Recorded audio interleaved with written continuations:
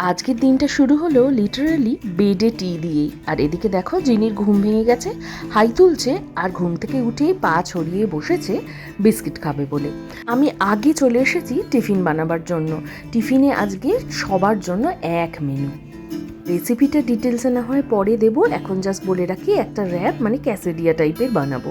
কিয়ানের জন্য বেশি করে চিজ, লেটিউস এই সমস্ত দিয়ে তার সঙ্গে চিকেনটা দিয়ে জাস্ট একটু র্যাপ মতো করে সুন্দর করে বানিয়ে দিয়েছি। আর আমাদের জন্য একদম সেম, শুধু ওই চিজটা ছাড়া। এই যে একদম হেলদি আর টেস্টি ক্যাসেডিয়া মানে টিফিন একদম রেডি।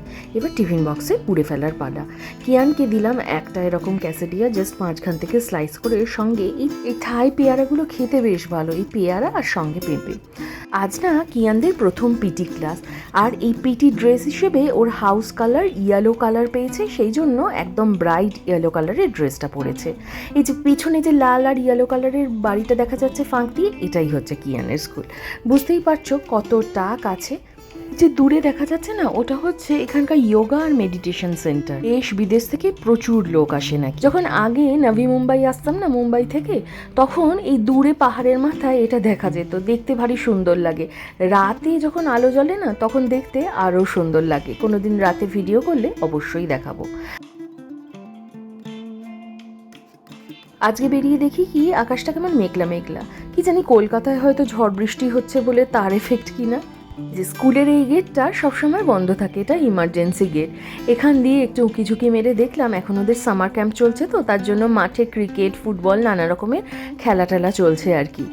কিয়ানের সামার ক্যাম্পের জন্য এখনও ফর্ম ফিল আপ হয়নি, ও কিছু একটা অ্যাক্টিভিটিতে পার্টিসিপেট করতে পারবে।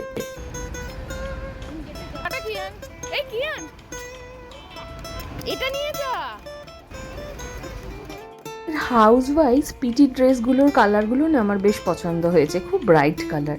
এখানে ফেরার সময় দেখি ক্রিকেট কোচিং চলছে, সেটা কিছুক্ষণ দাঁড়িয়ে দেখে বাড়ি চলে এসেছি। ঝটপট রান্নাবান্না জোগাড় করতে হবে।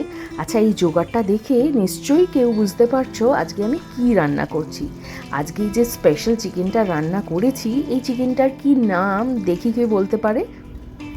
দেখে বুঝতে পারছো তো, দারুণ টেস্টি হয়েছিল। দেখি কজন নাম বলতে পারে, আমি তারপরে এটার রেসিপি আপলোড করব।